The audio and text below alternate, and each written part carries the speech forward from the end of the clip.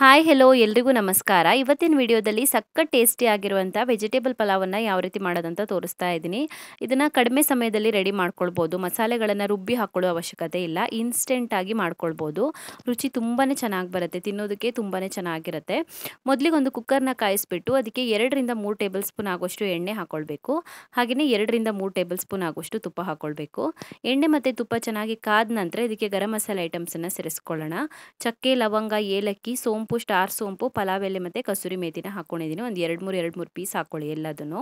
ಸ್ವಲ್ಪ ಹೊತ್ತು ಚೆನ್ನಾಗಿ ಫ್ರೈ ಮಾಡ್ಕೊಳ್ಬೇಕು. ನಂತರ ಇದಕ್ಕೆ ಒಂದು ಚೆನ್ನಾಗಿ ಹೆಚ್ಚಿರುವಂಥ ಈರುಳ್ಳಿನ ಸೇರಿಸ್ಕೊಳ್ಬೇಕು. ಒಂದು ದೊಡ್ಡ ಸೈಜ್ನ ಈರುಳ್ಳಿ ತೊಗೊಂಡಿದ್ದೀನಿ. ಈರುಳ್ಳಿ ಲೈಟಾಗಿ ಗೋಲ್ಡನ್ ಬ್ರೌನ್ ಕಲರ್ಗೆ ಬರಬೇಕು. ಅಲ್ಲಿವರೆಗೂ ಫ್ರೈ ಮಾಡ್ಕೊಳ್ಬೇಕು. ಇವಾಗ ಇದಕ್ಕೆ 3 ಕಡಿಮೆ ಖಾರ ಇರುವಂಥ ಹಸಿಮೆಣಸಿನ್ಕಾಯಿ ಮತ್ತು ಅರ್ಧ ಟೇಬಲ್ ಸ್ಪೂನ್ ಆಗೋಷ್ಟು ಶುಂಠಿ ಬೆಳ್ಳುಳ್ಳಿ ಪೇಸ್ಟನ್ನ ಹಾಕ್ಕೊಂಡಿದ್ದೀನಿ. ಚೆನ್ನಾಗಿ ಫ್ರೈ ಮಾಡ್ಕೊಳ್ಳಿ ಸ್ವಲ್ಪ ಹೊತ್ತು. ಇವಾಗ ತರಕಾರಿಗಳನ್ನು ಸೇರಿಸ್ಕೊಳ್ಳೋಣ. ಅರ್ಧ ಕಪ್ ಆಗೋಷ್ಟು ಕ್ಯಾರೆಟ್, ಅರ್ಧ ಕಪ್ ಆಗೋಷ್ಟು ಬೀನ್ಸ್, ಅರ್ಧ ಕಪ್ ಆಗೋಷ್ಟು ಬಟಾಣಿ ಮತ್ತು ಅರ್ಧ ಕಪ್ ಆಗೋಷ್ಟು ಆಲೂಗಡ್ಡೆ ಹಾಕ್ಕೊಂಡಿದ್ದೀನಿ. ನಿಮಗೆ ಇಷ್ಟ ಇರುವಂಥ ಬೇರೆ ತರಕಾರಿಗಳನ್ನು ಕೂಡ ಸೇರಿಸ್ಕೊಳ್ಬೋದು. ತರಕಾರಿ ಸೇರಿಸ್ಬಿಟ್ಟು ಇದಕ್ಕೆ ರುಚಿಗೆ ತಕ್ಕಷ್ಟು ಉಪ್ಪನ್ನು ಸೇರಿಸ್ಕೊಳ್ಳೋಣ. ತರಕಾರಿಗೆ ಬೇಕಾಗುವಷ್ಟು ಉಪ್ಪನ್ನು ಹಾಕ್ಕೊಳ್ಬೇಕು. ಸ್ವಲ್ಪ ಹೊತ್ತು ಫ್ರೈ ಮಾಡ್ಕೊಳ್ಬೇಕು. 1 ನಿಮಿಷ ಫ್ರೈ ಮಾಡಿ ಮುಚ್ಚಿಬಿಟ್ಟು ಒಂದು 2 ನಿಮಿಷದವರೆಗೂ ಬೇಯಿಸ್ಕೊಳ್ಬೇಕು ತರಕಾರಿನ.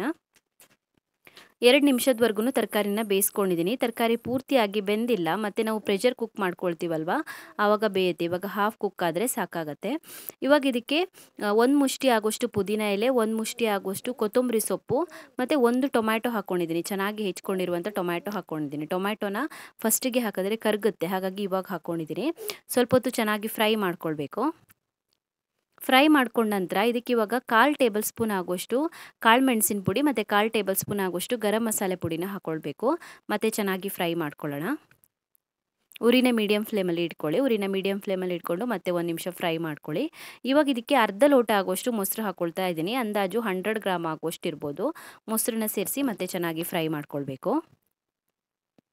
ಮೊಸರನ್ನ ಹಾಕಿ ಫ್ರೈ ಮಾಡ್ಕೊಂಡ ನಂತರ ಇದಕ್ಕೆ ಇವಾಗ ಅಕ್ಕಿನ ಸೇರಿಸ್ಕೊಳ್ಬೇಕು. ನಾನಿಲ್ಲಿ ನಾರ್ಮಲ್ ಊಟಕ್ಕೆ ಬಳಸುವಂಥ ಅಕ್ಕಿನೇ ತೊಗೊಂಡಿದ್ದೀನಿ. 1.5 ಲೋಟ ಆಗೋಷ್ಟು ಅಕ್ಕಿನ ತೊಗೊಂಡಿದ್ದೀನಿ. ಅಕ್ಕಿನ ನೆನೆಸ್ಕೊಳ್ಳೋದು ಬೇಡ, ಹಾಗೆಯೇ ತೊಳೆದ್ಬಿಟ್ಟು ಹಾಕ್ಕೊಳ್ಳಿ. ಅಕ್ಕಿನ ಸೇರಿಸಿ ಸ್ವಲ್ಪ ಹೊತ್ತು ಚೆನ್ನಾಗಿ ಫ್ರೈ ಮಾಡ್ಕೊಳ್ಬೇಕು.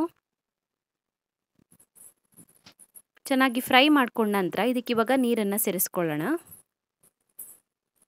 ನಾನು ಒಟ್ಟಿಗೆ 1.5 ಲೋಟ ಆಗೋಷ್ಟು ಅಕ್ಕಿ ತೊಗೊಂಡಿದ್ದೀನಿ. 1.5 ಲೋಟಕ್ಕೆ 3.5 ಲೋಟ ಆಗೋಷ್ಟು ನೀರು ಹಾಕ್ಕೊಂಡಿದ್ದೀನಿ. 3 ಲೋಟ ಅಕ್ಕಿಗೆ ಮತ್ತು ಅರ್ಧ ಲೋಟ ಆಗೋಷ್ಟು ನೀರು ಎಕ್ಸ್ಟ್ರಾ ಹಾಕ್ಕೊಂಡಿದ್ದೀನಿ. ತರಕಾರಿ ಬೇಯೋದಕ್ಕೆ ಬೇಕಾಗುತ್ತಲ್ಲ, ಹಾಗಾಗಿ ಅರ್ಧ ಲೋಟ ಎಕ್ಸ್ಟ್ರಾ ಹಾಕ್ಕೊಂಡಿದ್ದೀನಿ. ರುಚಿಗೆ ತಕ್ಕಷ್ಟು ಉಪ್ಪನ್ನು ಸೇರಿಸ್ಕೊಳ್ಬೇಕು. ಚೆನ್ನಾಗಿ ಮಿಕ್ಸ್ ಮಾಡಿ ಕುಕ್ಕರ್ನ ಕ್ಲೋಸ್ ಮಾಡಿಬಿಟ್ಟು 3 ವಿಷಲ್ ಬರೋವರೆಗೂ ಕೂಗಿಸ್ಕೊಳ್ಬೇಕು. ಸೊ 3 ವಿಷಲ್ ಬಂದುಬಿಟ್ಟು ಸ್ಟೀಮ್ ಎಲ್ಲ ಹೊರಗಡೆ ಹೋದ ನಂತರ ಓಪನ್ ಮಾಡ್ಕೊಳ್ತಾ ಇದ್ದೀನಿ. ರೆಡಿಯಾಗಿದೆ ಇದು. ಘಮ ಘಮ ಅಂತ ಇದೆ. ಸ್ಮೆಲ್ ಅಂತೂ ತುಂಬಾ ಚೆನ್ನಾಗಿ ಬರ್ತಾ ಇದೆ. ರುಚಿ ಕೂಡ ಸಖತ್ತಾಗಿರುತ್ತೆ. ಮೊಸರು ಬಜ್ಜಿ ಜೊತೆ ಸರ್ವ್ ಮಾಡಿದ್ರೆ ತುಂಬಾ ಚೆನ್ನಾಗಿರುತ್ತೆ. ಬೆಳಗಿನ ಹೊತ್ತು ತಿಂಡಿಗಿರ್ಬೋದು ಅಥವಾ ಮಧ್ಯಾಹ್ನದ ಹೊತ್ತು ಲಂಚ್ಗಿರ್ಬೋದು, ಎಲ್ಲದಕ್ಕೂ ಕೂಡ ಚೆನ್ನಾಗಿರುತ್ತೆ. ನೀವು ಕೂಡ ಟ್ರೈ ಮಾಡಿ ನೋಡಿ. Thank you for watching my video. ನಿಮಗೆ ಈ ರೆಸಿಪಿ ಇಷ್ಟ ಆಗಿದ್ದರೆ ವಿಡಿಯೋಗೊಂದು ಲೈಕ್ ಕೊಡಿ, ಹಾಗೆಯೇ ಕಮೆಂಟಲ್ಲಿ ತಿಳಿಸಿ ಹೇಗಿದೆ ಅಂತ. ಇನ್ನೂ ಹೆಚ್ಚಿನ ವಿಡಿಯೋಗಳಿಗೆ ನನ್ನ ಯೂಟ್ಯೂಬ್ ಚಾನಲನ್ನು ಸಬ್ಸ್ಕ್ರೈಬ್ ಮಾಡಿಕೊಡಿ, ಹಾಗೆಯೇ ನನ್ನನ್ನು ಫಾಲೋ ಮಾಡೋದನ್ನು ಮರಿಬೇಡಿ.